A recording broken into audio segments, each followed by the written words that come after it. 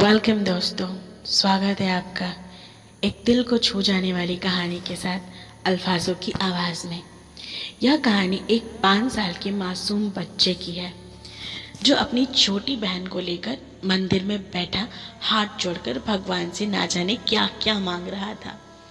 कपड़े में मैल लगा हुआ था मगर निहायत ही साफ सुथरे उसके नन्हे नन्हे से गाल आंसुओं से भीग चुके थे। बहुत से लोग उसकी तरफ आकर्षित होते थे और वह बिल्कुल अनजान अपने भगवान से बातों में लगा हुआ था। जैसे ही वह उठा, एक अजनबी ने बढ़कर उसका नन्हा सा हाथ पकड़ा और पूछा, क्या मांगा भगवान से? उसने कहा, मेरे पापा मर गए हैं, उनके लिए स्वर्ग। मेरी माँ रोती रहती है, उसके लिए सब्र। मेरी माँ से कपड़े सामान मेरी बहन मांगती है, उसके लिए पैसे। तुम स्कूल जाते हो? अजनबी का सवाल स्वाभाविक सा सवाल था। हाँ, जाता हूँ, उसने कहा। किस क्लास में पढ़ते हो? अजनबी ने पूछा। नहीं अंकल, पढ़ने नहीं जाता, माँ चने बना देती है, वह स्कूल के बच्चों को बेचता हूँ। बहुत सारे बच्चे मुझसे चने खरीदते हैं, हमारा ही काम धंधा है। बच्चे की एक एक शब्द उस अजनबी के रूह में उतर जाती है। तभी अजनबी उससे एक सवाल पूछता है, तुम्हारा कोई रिश्तेदार? नहीं चाहते हुए भी अजनबी बच्चे से यह सवाल पूछ बैठा। पता नहीं अंकल, माँ कहती है गरीब का कोई रिश्तेदार नहीं होता। माँ झूठ नहीं बोलती, पर अंकल मुझे लगता है मेरी माँ कभी कभी झूठ बोलती है। हम जब खाना खाते हैं हमें देखती रहती है। जब कहता हूँ माँ तुम भी खाओ, तो कहती है मैंने खा लिया था। उस समय लगता है माँ झूठ बोलती है। बेटा, अगर तुम्हारे घर का खर्च मिल जाए तो पढ़ाई करोगे? अजनबी ने कहा। बिल्कुल नहीं, बच्चे ने कहा। क्यों? अजनबी ने पूछा। पढ़ाई करने वाले गरीबों से नफरत करते हैं अंकल। हमें किसी पढ़े हुए ने कभी नहीं पूछा, पास से गुजर जाते हैं। अजनबी हैरान था और खुद में शर्मिंदा भी। फिर उसने कहा, हर दिन इसी मंदिर में आता हूँ, कभी किसी ने नहीं पूछा। यहाँ सब आने वाले मेरे पिताजी को जानते थे, मगर हमें कोई नहीं जानता। बच्चा जोर जोर से रोने लगा। अंकल, जब बाप मर जाता है तो सब अजनबी क्यों हो जाते हैं?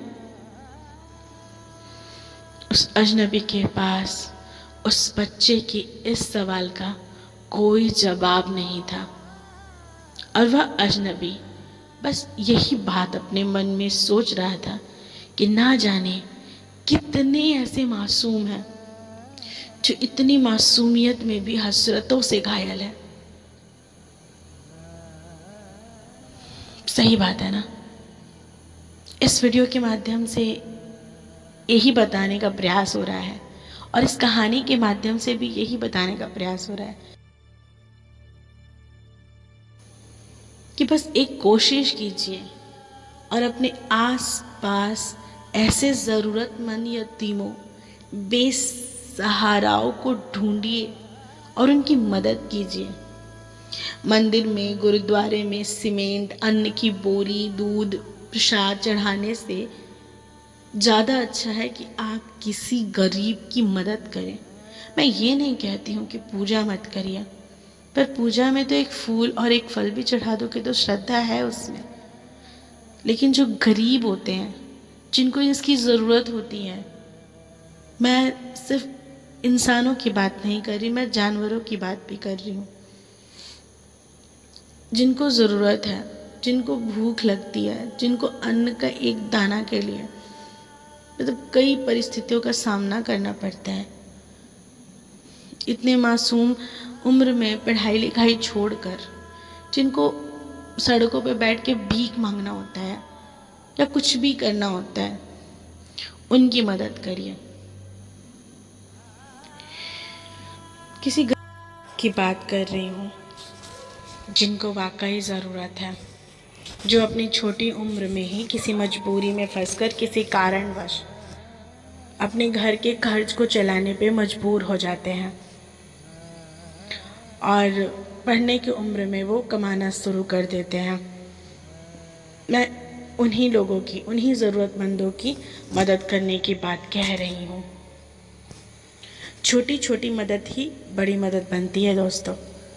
तो अगर आपको ये कहानी अच्छी लगी हो तो आप हमारे चैनल पे नए हैं तो सब्सक्राइब करना ना भूलें। और हाँ, आपको इसी तरह की अच्छी अच्छी मोटिवेशनल्स कहानियाँ, दिल को छू जाने वाली कहानियाँ, सच्ची कहानियाँ सुनने को मिलेगी। तो बने रहिए मेरे साथ अल्फाजों की आवाज़ में। धन्यवाद।